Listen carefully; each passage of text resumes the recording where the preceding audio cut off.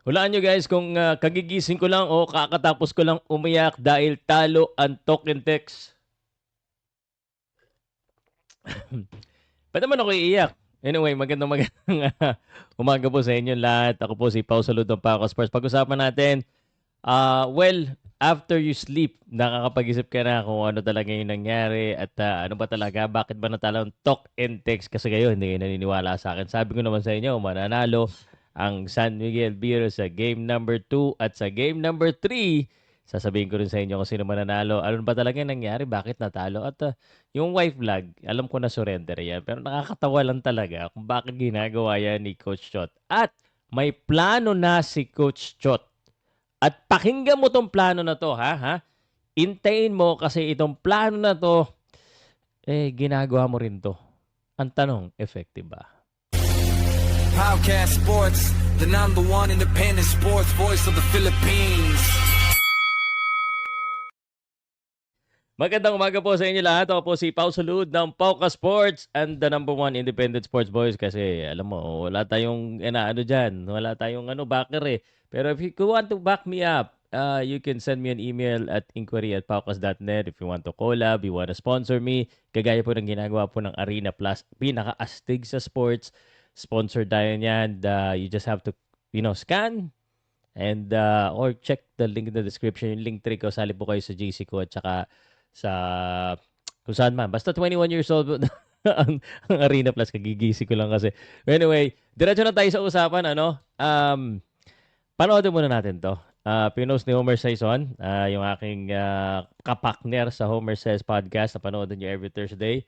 At dito po, na-interview ni Ernesto Leo Hernandez ng Sports on Air, courtesy of him. Itong si Chot Reyes. Ano bang masasabi ni Chot Reyes sa laro? Ito taga. Parang kailangan natin ayusin Tanggalin ko muna. Make sure lang na inyo pong naririnig or maririnig ang sasabihin dito. Okay? So, ito. Mas malaki. Mas kita ninyo. I-play na natin.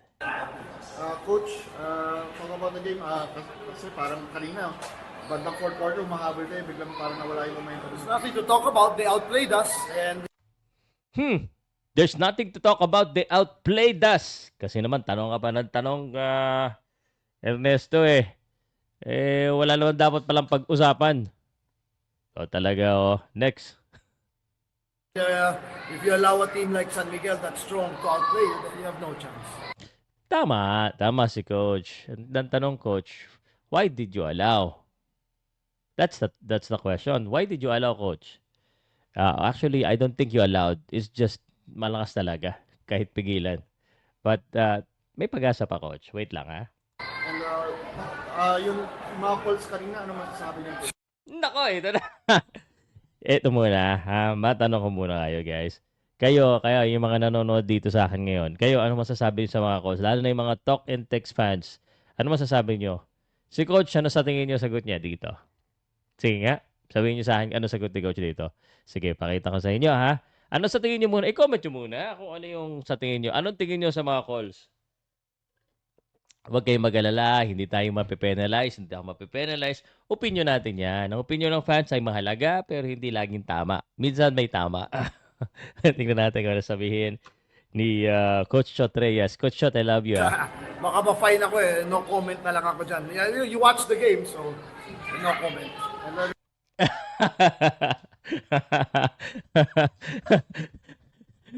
Si Coach, actually, I do not, hindi ko naisip na patatakot siya ma-fine. Parang, minsan parang gusto mo lang mag-revolution, gusto mo lang magsalita para at least alam ng kahit ma-fine ka. So, but, I think we know how Coach Reyes feels. Ayaw niya magsalita, no comment, baka ma-fine daw siya. Okay. Coach, good call. Good call. Walang budget para sa fine ngayon. Let's go to the next question. Heading to game 3, ano kailangan natin gawin, Coach? Ito na ang pinakamatindi. Napanood ko na to actually. Let me know.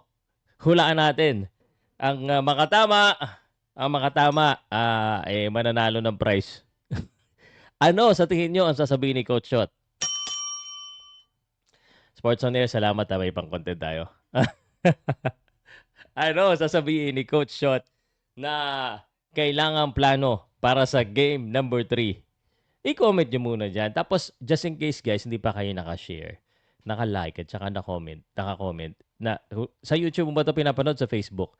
Parehas meron. Yung TikTok ko lang gagawin ko uli. Okay, Instagram meron din. Kung gusto nyo medyo tahimik, sa Twitter meron din. At ipagkalat nyo, si Pau Salud ng Pauka Sports. Bala, bumaba na naman sa basketball. Pero ano to ha? Objective, medyo may konting fun, medyo may konting asaran. Walang pikon dito, bawal pikon ha? Ito na, ang plano ni Coach Shot. Kailangan namin na magdasal. And hopefully, Hindi po nakakatawa, no? Pero talagang kailangan talaga magdasal. Pero parang hindi yun ang ini-expect na. Parang given na dapat yung dasal. Given na. Lahat, SMB nagdadasal din eh. Di ba? So, paano yan pag parang nagdadasal? Pero hindi nagsasalit. Tingnan natin kung meron pa idadagdag. our players get back to 100%. Hey, Coach. Yun. Our players get back to 100%. Pero kung ako kay Ernesto Leo Hernandez, tinanong ko, Coach, bakit mo winagay yung white flag? Aga pa. Pampangit tingnan, Coach. Pero kailangan magdasal, kailangan 100%. Agree naman ako dyan kay Coach na talagang yun dapat 100%.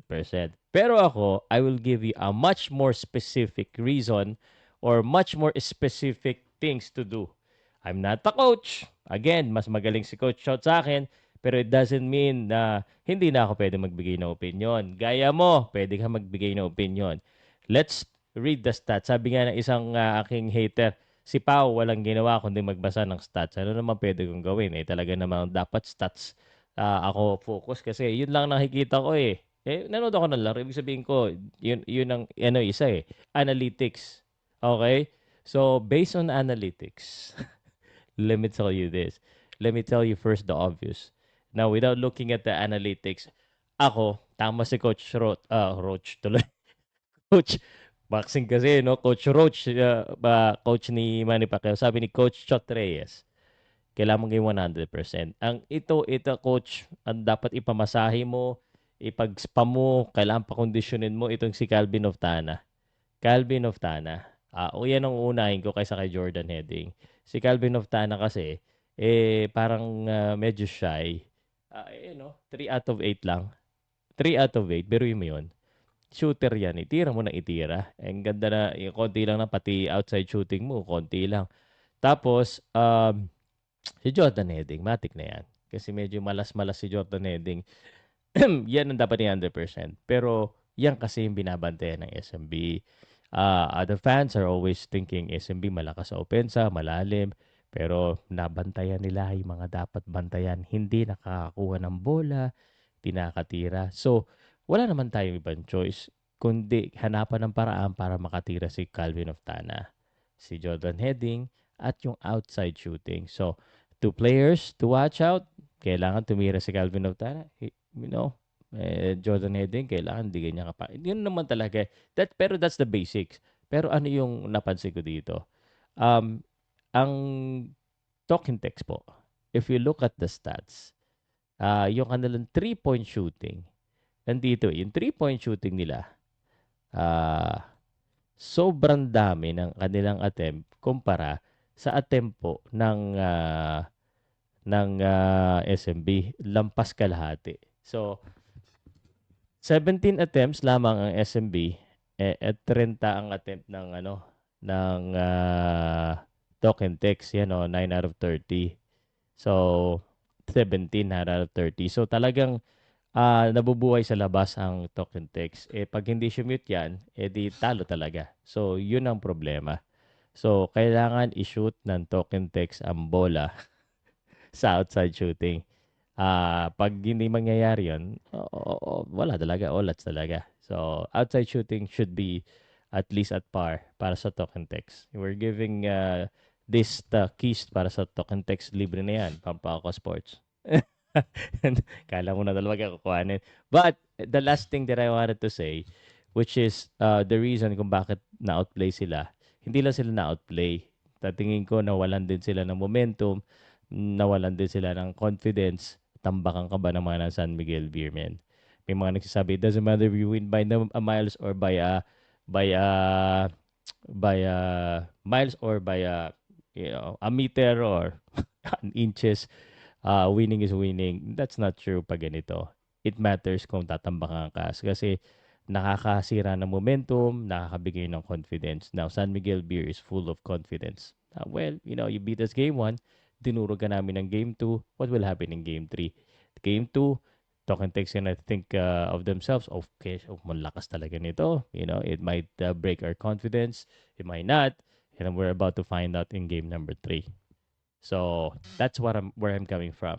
So, game number 3, yun na yung keys ko. Pag nagawa yan ng Talk and Text, they have a chance. But unfortunately, I don't think they're gonna win in game number 3. Game number 4, baka manalo sila. Kasi medyo may sense of urgency. I think yung mga ganyan kasi it trickles into the next game. So, basketball is a game of momentum. There's no momentum yet, but I think it has built because of that yung ganong run. So, again, Calvin Aftana, you need to watch if he shoots the ball well and the outside shooting. And yung pinakalas, wag kayo magpatambak. Hindi lang naman para sa inyo yan. Sa lahat ng teams, kahit sa Ginebra. Pag tinambakan na kayo ng SMB sa first half, wag na tayo umasa. Parang more likely talo na. So, yun po yung masasabi ko. Game 3, kita tayo post-game. Damihan nyo naman yung panonood post-game. Pagkatapos yung manood kay Sports Manda at saka kay BD Kings at saka sa One Sports, kung saan kayo nanonood, punta naman kayo sa akin, makipagkwentuhan kayo sa akin. At least 1 hour, kwentuhan tayo. After ko i-post yung mga updates sa Facebook. Ako po si Pao Salud ng Paco Sports, number 1 independent sports voice ng Pilipinas. Comment, subscribe, and hit that notification bell. Salamat. See you sa next video ko, ha.